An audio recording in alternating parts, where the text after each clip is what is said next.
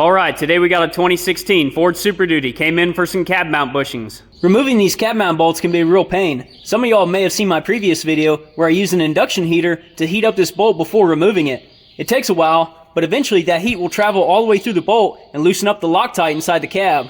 If you don't heat the bolt and you just try to impact it out, the Loctite's so strong a lot of times the nut inside the cab will just start rattling from your impact, and after a while it'll start spinning inside the cage. They have a little thin sheet metal cage inside the cab that holds that nut. Once it spins, now you gotta pull the interior part to hold the nut with a socket, and that's no fun. But today I'm gonna show you all another method that I use to remove those cab bolts. It usually works a lot faster than the induction heater, doesn't require any heat, and I learned this technique from Diesel Tech Ron on YouTube. This tool here is a Harbor Freight electric pipe threader that we've welded a 1/2-inch extension into one of the threading dies.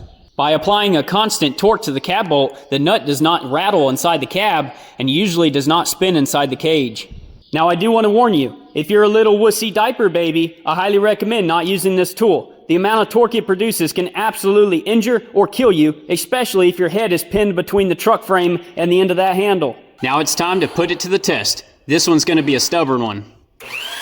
You see how it's popping like that?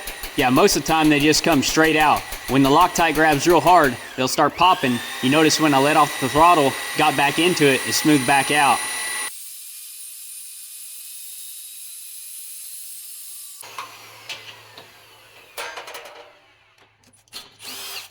Shee! That's how she's done, son.